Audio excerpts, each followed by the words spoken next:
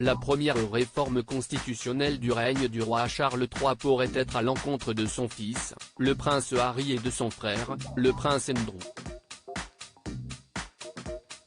En effet, dans le plus grand secret, les ministres et les hauts fonctionnaires du palais seraient en train de finaliser une réforme qui empêcherait que les ducs de Sussex ou d'York puissent un jour être impliqués dans les affaires de l'État en l'absence du roi.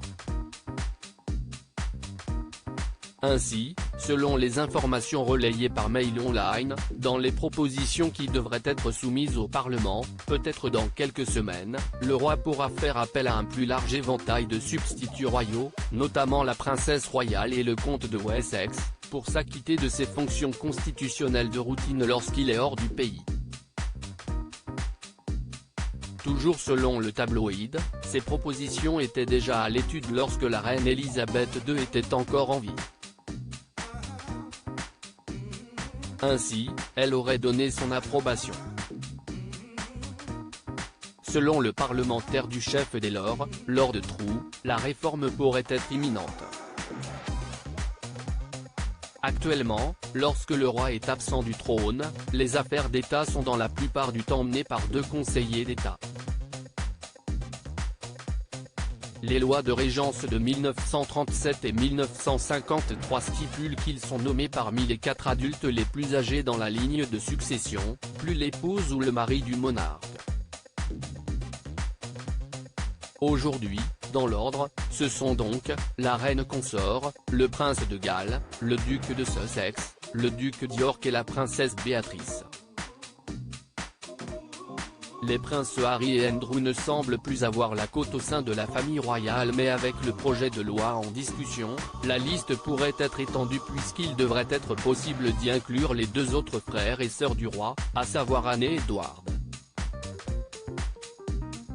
Si cette réforme fait partie des premières mesures prises par Charles III, si est-il parce qu'il se prête à partir, avec son épouse, à l'étranger.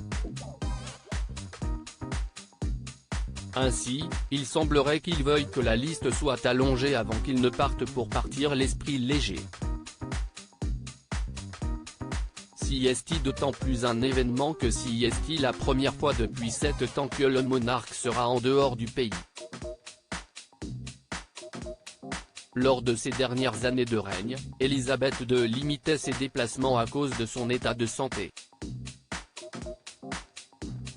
Aujourd'hui, les princes Harry et Andrew ne semblent plus être bien vus au sein de la famille royale. La raison, le départ du Royaume-Uni et le fait de s'être retiré de ses fonctions royales pour le premier et ses problèmes avec la justice pour le second.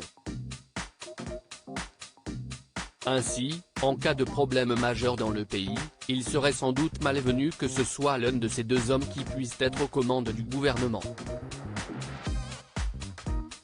Si est-il la raison pour laquelle une réforme serait en discussion?